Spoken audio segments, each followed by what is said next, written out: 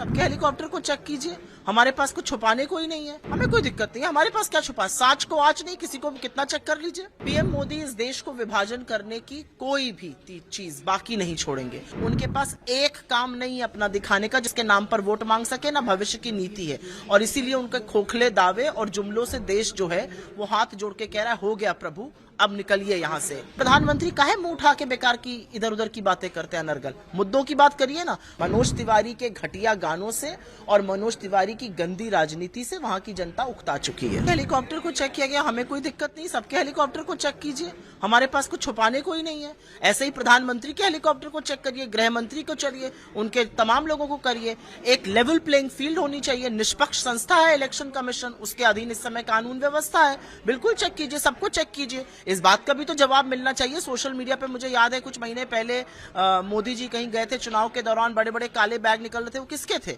आज तक उसका जवाब ही नहीं मिला। हमें कोई दिक्कत नहीं है, हमारे पास क्या छुपा, साच को आज नहीं, किसी को कितना चेक कर लीजिए। पीएम मोदी ने कल मैसूर से कहा कि जो कांग्रेस है टुकड़े टुकड़े गैंग का सरदार है। पीएम मोदी इस देश को विभाजन करने की कोई भी चीज बाकी नहीं छोड़ेंगे। पीएम मोदी ने इस देश में 10 साल सत्ता चलाई और सत्ता चलाने के बाद आज जब हम चुनाव के मुहाने पर हैं, उनके पास एक काम नहीं है अपना दिखाने का जिसके नाम पर वोट मांग सके, ना भविष्य की नीति है, और इसीलिए उनके खोखले दावे और जुमलों से देश जो है वो हाथ जोड़ के कह रहा है, हो गया प्रभु अब निकलिए यहाँ से। मुझे पहले अपनी बात खत्म करने दीजिए। प्रधानमंत्री मोदी किसको टुकड़े टुकड़े गैंग बुलाते हैं? आपके लोग कह रहे हैं संविधान को खत्म करना है, इसलिए वो 400 सीट मांग रहे हैं। आप उन लोगों को पहले कान पकड़ के अपनी पार्टी से बाहर कीजिए। असलियत ये है कि इन्हीं की सरकार से सदन में सवाल पूछा गया था और इनकी सरकार ने लिखित में जवाब दिया है, गृह मंत्री अमित शाह ने, कि ऐसा कोई गैंग नहीं है। तो प्रधानमंत्री काहे मुंह उठा के बेकार की इधर उधर की बातें करते हैं अनर्गल, मुद्दों की बात करिए ना। मुद्दों की बात जहां इनसे करने पे और लगते भागने। मनोज तिवारी के एक साथी लद्दाख से भाजपा के सांसद हैं, उनकी पत्नी का इंटरव्यू एक बड़े प्रतिष्ठित न्यूज चैनल ने, उनके न्यूज एडिटर ने किया था। उनकी पत्नी जेएनयू की पूर्व छात्रा रह चुकी हैं, बीजेपी सांसद की पत्नी। उन्होंने अपने सांसद पति की प्रेजेंस में कहा कि ऐसा कोई बयान कन्हैया कुमार ने कभी नहीं दिया था।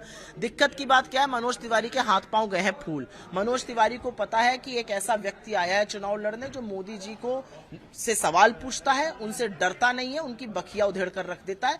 तो इस तरह की बातें आपको सुनाई देंगी। मनोज तिवारी के घटिया गानों से और मनोज तिवारी की गंदी राजनीति से वहां की जनता उकता चुकी है। केजरीवाल के अरेस्टिंग पे अभिषेक मनु सिंघवी जो उनके वकील, उन्होंने कहा कि चुनाव कैंपेन केजरीवाल ना करे इसलिए उनको गिरफ्तार किया गया है। मुझे ऐसा लगता है हर उस व्यक्ति को जिसको प्रताड़ित किया जाता है एजेंसी से, जिसको प्रताड़ित किया जाता है सीबीआई, ईडी, इनकम टैक्स से, वो इसीलिए किया जाता है चुनाव से भड़काने के लिए, चुनाव खत्म करने के लिए। लेकिन असलियत ये है कि